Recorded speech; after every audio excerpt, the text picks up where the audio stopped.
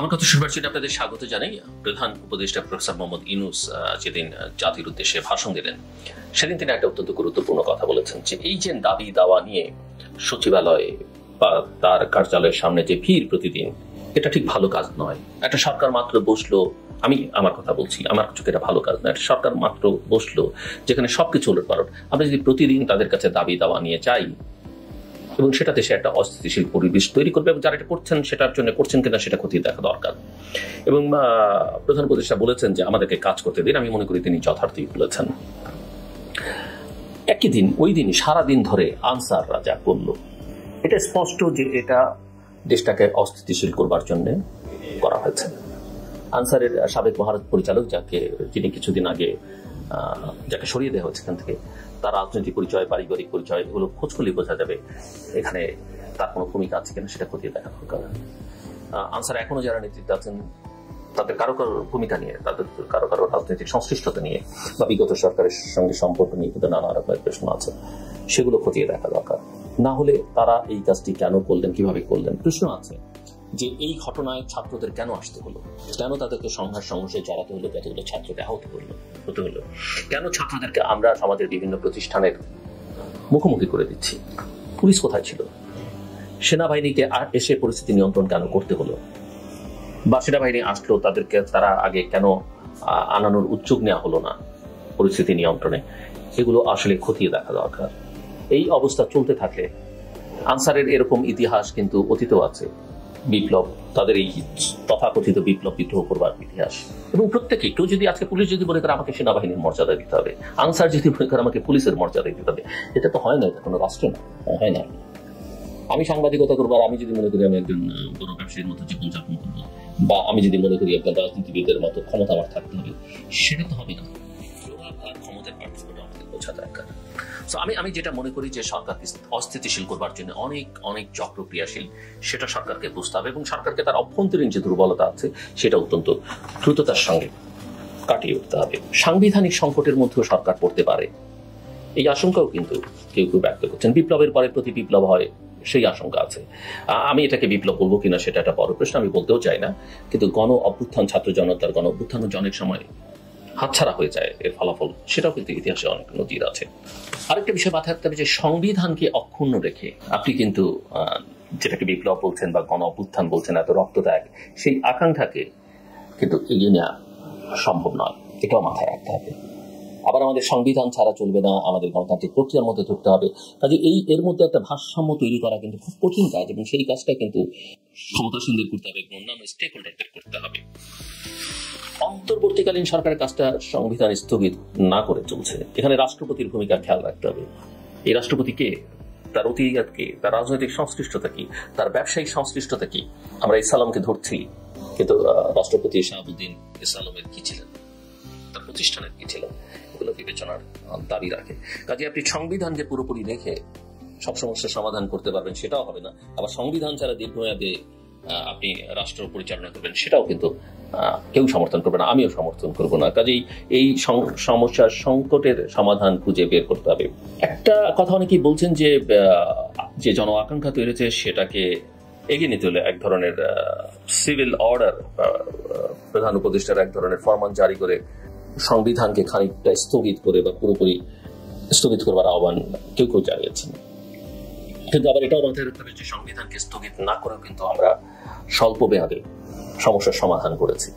91 সাল থেকে এরপরে অনেকগুলো উদাহরণ তৈরি হয়েছে, সেটা আমাদের মাথায় রাখতে হবে। নির্বাচন কমিশন একটা সাংবিধানিক সংকটের মধ্যে নিশ্চয়ই পড়েছে, এবং নির্বাচন কমিশন এটাকে রেখে নির্বাচন করা যাবে না সেটা মোটামুটি নিশ্চিত, এবং প্রফেসর মোহাম্মদ ইউনূস অর্থাৎ প্রধান উপদেষ্টা তার বক্তৃতায় কিন্তু সেটা উল্লেখ করেছেন।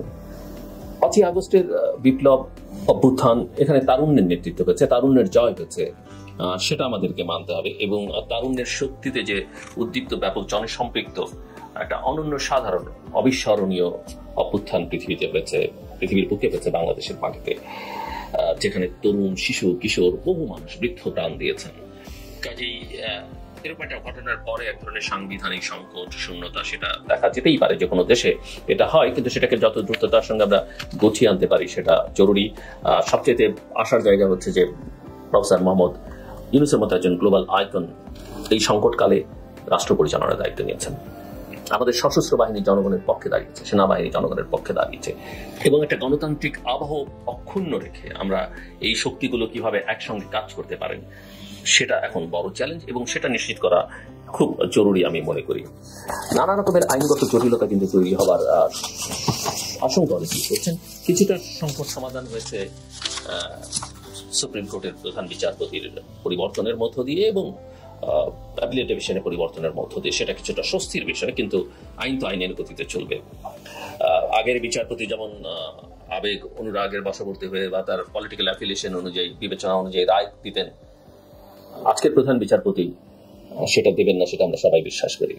অত্যন্ত প্রফেশনাল তিনি, কিন্তু তিনি আবার আবেগের বশবর্তী হয়ে কিছু করবেন না, বা তার সঙ্গে যারা আছেন, আমি যেটাকে বুঝি, তারা কিন্তু আইনের মধ্যে থেকে তাদের সব করতে হবে, সেটাই তারা করবেন। এবং এখানে আরেকটা কথা, এই সরকারকে ডক্টরিন অফ নেসেসিটির কারণে আদালত এটা এক ধরনের আইনি বৈধতা দেবার চেষ্টা করেছে, সেটা বিদায়ী প্রধান বিচারপতির নেতৃত্বেই তারা দিয়েছেন। কিন্তু আসলে এই ধরনের ক্ষেত্রে কিন্তু কারো প্রয়োজন হয় বলে মনে হয় না। অনেক ক্ষেত্রে অনেকে মনে করেন, তারপরে আমি মনে করি এটা একটা মন্দের ভালো ছিল। বাট গণ অভ্যুত্থান অলওয়েজ একটা স্বতঃসিদ্ধ বাস্তবতা, আইনের ঊর্ধ্বে এর অবস্থান, এবং মূল কথা হচ্ছে জনগণের আকাঙ্ক্ষা, জনগণই এখানে মুখ্য, তারাই এটা করেছে, সেটাই মাথায় রাখবে। সো বিপ্লবোত্তর সময়ে বা অভ্যুত্থান আইনের ঊর্ধ্বে একটি ফরমান জারি অনিবার্য কিনা সেটা কেউ কেউ প্রশ্ন তুলবার চেষ্টা করছেন। কেউ কেউ মনে করেন যে এটা আসলে সামরিক আমলারা এই ক্ষেত্রে অভিজ্ঞ, বা তারা বিষয়টা জানেন, হয়তো সিভিলরা, সুশীলরা, আমলারা সেটা বোঝেন না। কিন্তু মূল কথা হচ্ছে, আমরা কোন যে যাই বলুক, এই নানান জনের নানান পরামর্শে এই জটিলতার মধ্যে না ঢুকেও কিভাবে আসলে দ্রুত গণতান্ত্রিক প্রক্রিয়ার মধ্যে প্রবেশ করতে পারি সেটা নিশ্চিত করতে পারলে বাকি সংকটগুলো সমাধান সহজ হবে। এই কারণে আমি কথাটা বলছি যে প্রফেসর ইউনূসের সরকার যদি ব্যর্থ হয়, আমি বাকি উপদেষ্টাদের সবাইকে নিয়ে কথা বলতে চাই না, অনেকে অনেক শ্রদ্ধেয়, অনেকে দক্ষ, যোগ্য, এবং আমি তাদের প্রতি সমর্থন করি, কিন্তু সবার ব্যাপারে আমার একই রকম বিবেচনা না, সেটাও আমি জানিয়ে রাখতে চাই। এবং কারো পরামর্শে কারো কারণে যেন প্রফেসর ইউনূস, তিনি নিজেও বলেছেন তিনি রাজনীতির মানুষ নন, এবং তার পারিষদবর্গ রাজনীতির মানুষ নন, বিপদে বা সংকটে যেন না পড়েন। কারণ তার ব্যর্থতা বা তিনি যদি সফল না হন, গোটা দেশ কিন্তু চরম বিপর্যয়ের মধ্যে পড়বে। সো আমরা 90 দিনের 6 মাসে নির্বাচন করা সম্ভব হবে সেটা আমি মনে করি না, কিন্তু খুব বেশি সময় নেওয়া সমীচীন হবে বলে আমি মনে করি না। সেটা সরকারকে অনেক বিপদে ফেলবে, কারণ এখন যারা ষড়যন্ত্র করছেন তাদের হাতে প্রচুর অর্থ আছে, অস্ত্র আছে, তাদের আন্তর্জাতিক কোনো গোষ্ঠীর সমর্থন আছে, সেটা আমাদেরকে মাথায় রাখতে হবে। নির্বাচন কমিশন সহ সাংবিধানিক সকল প্রতিষ্ঠানগুলোর দিকে আমাদের মনোযোগ দিতে হবে, দ্রুত এটা করতে হবে। এবং সবকিছু আসলে যে সংবিধানটাকে যদি আমরা পুনরচনার দিকে মনোযোগ দিতে পারি সেটাতে সহজ হবে। একটা কথা মাথায় রাখতে হবে যে সংবিধান পরিবর্তন ব্যতি রেখে কাঙ্ক্ষিত সংস্কার সম্ভব হয় না। এই কথাটার উপরে আমি জোর দিতে চাই, এবং আমি আশা করি যে সরকারে যারা আছেন তারা সেই জায়গায় মনোযোগ দেবেন। আমার কথা শুনবার জন্য আপনার অসংখ্য ধন্যবাদ। আপনাদের সবার জন্য